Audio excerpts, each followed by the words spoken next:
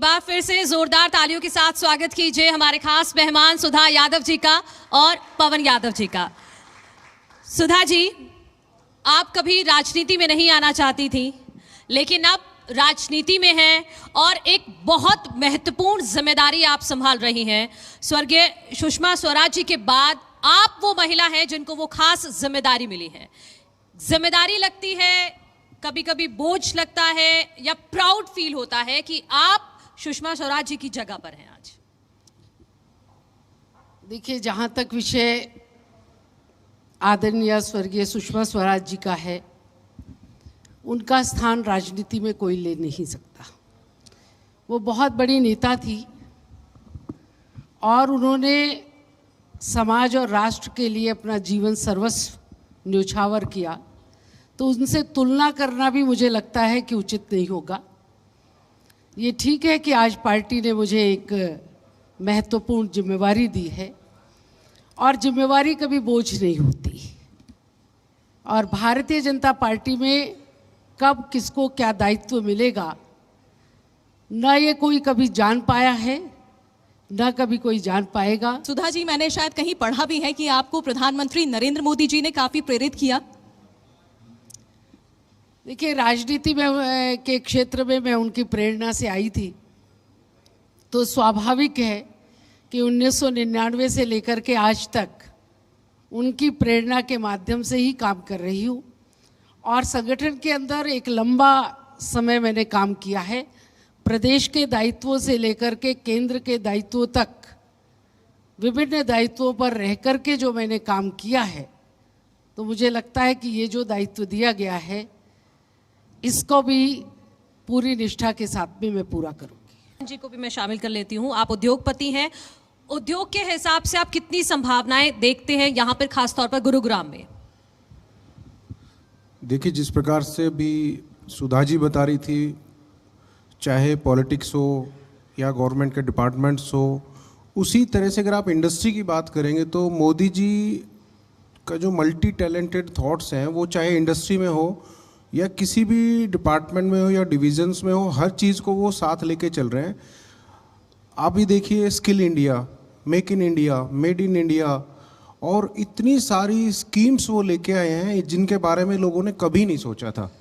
आज इंडस्ट्री, आप हरियाणा का देख लीजिए या पूरे इंडिया का देख लीजिए, जीएसटी जिस तेज़ी से बढ़ रहा है कलेक्शन, इसका मतलब इंडस्ट्रियलाइजेशन उतनी तेज़ी से बढ़ रहा है हमारा। जो चाइना के बाद ऑप्शन 2 दुनिया को चाहिए था, वो कहीं ना कहीं मोदी जी के सहयोग से, मोदी जी की सोच से इंडिया, यानी कि हमने उस चीज़ को कैप्चर कर लिया। अदरवाइज यूएस जिस दिन से चाइना से पीछे हटने लगा है, अगर कोई और देश इस चांस को या इस अपॉर्चुनिटीज़ को ले जाता तो वो आज इंडिया ने कैप्चर किया, और वो सिर्फ और सिर्फ हमारे जो प्रधानमंत्री हैं उनकी लंबी सोच की वजह से। बात करते हैं स्टेट की, तो स्टेट हमारा आज जो अभी अप्रैल में हमारी रैंकिंग आई है, हरियाणा 4th नंबर पे जीएसटी कलेक्शंस में, तो इसका मतलब हरियाणा भी अपने आप में अच्छा परफॉर्म कर रहा है। सुधा जी, वही सवाल कि क्या पार्टी और संगठन के बीच में जो सामंजस्य है वो ठीक चल रहा है? 2024 का चुनाव भी है, टिकट बंटवारे को लेकर और भी बहुत सारी चीज़ें होती हैं जो हमें चुनाव से पहले खास तौर पर देखने को मिलती हैं कि दल बदल की राजनीति भी शुरू हो जाती है उस दौरान। देखिए, भारतीय जनता पार्टी में कभी ये समस्या आती नहीं है कि सामंजस्य बिठाओ। भारतीय जनता पार्टी में हम सब एक मंच पे बैठ कर के अपनी बात को करते हैं और बहुमत का निर्णय होता है। इसलिए सरकार और संगठन के बीच में तालमेल और सामंजस्य जैसे विषयों को लाने की आवश्यकता नहीं है, क्योंकि वो ख़त्म ही नहीं हुआ तो उसको शुरू करने की कोई बात नहीं होती। अच्छा तालमेल सदैव बना रहता है और पार्टी के अंदर सामूहिक निर्णय की प्रक्रिया शुरू से चली आ रही है और उसी के तहत हम सब लोग काम करते हैं। बार बार एक आवाज उठती है कि अब बीजेपी को बैसाखी की जरूरत नहीं है। क्या आपको लगता है कि आप उस स्टेज पे हैं कि अकेले सक्षम है चुनाव में जाने के लिए, किसी सहारे की जरूरत नहीं है? देखिए, ये सब जो विषय हैं ये चुनाव के समय के विषय हैं, और जो भी रणनीति होती है, युद्ध की रणनीति युद्ध से पहले बताना अपने आप को कमज़ोर करना होता है। तो युद्ध की रणनीति बॉर्डर के ऊपर बताई जाती है, तो चुनाव की रणनीति चुनाव की घोषणा के बाद बताई जाएगी। चुनाव की घोषणा के बाद नहीं, पर उस सवाल पे आपने जवाब नहीं दिया कि आपकी पार्टी सक्षम है, खुद आप मैदान में उतरने के लिए तैयार हैं? तैयारी सब दल अपनी अपनी करते हैं और समय आने पर क्या होगा उसका निर्णय बाद में होगा।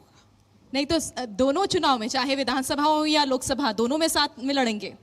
अभी ऐसा ना तो अलग की बात है ना साथ की बात है, हम मिल करके एक अच्छी सरकार चला रहे हैं, दोनों के बीच में एक अच्छा तालमेल है और दोनों अपने अपने दल को मजबूत करने में लगे हुए हैं।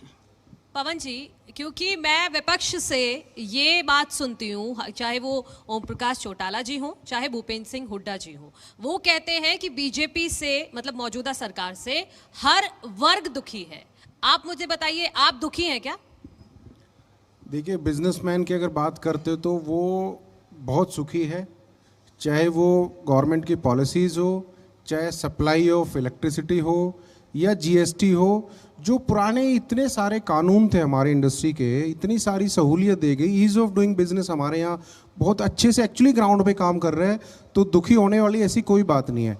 अगर कोई ये कहता है दुखी हो तो उससे रीजंस पूछो, हर रीजंस का एक आंसर है, क्योंकि ग्राउंड पे जब आप चीज़ें देखते हो तो हर चीज़ का सॉल्यूशन है हमारे पास मीन सरकार के पास।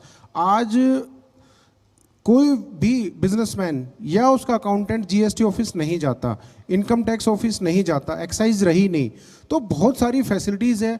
आज इलेक्ट्रिसिटी कनेक्शन लेने के लिए हमें कहीं नहीं जाना, सब कुछ आपके घर में है, आपके लैपटॉप पे है, तो इससे अच्छा और क्या हो गया।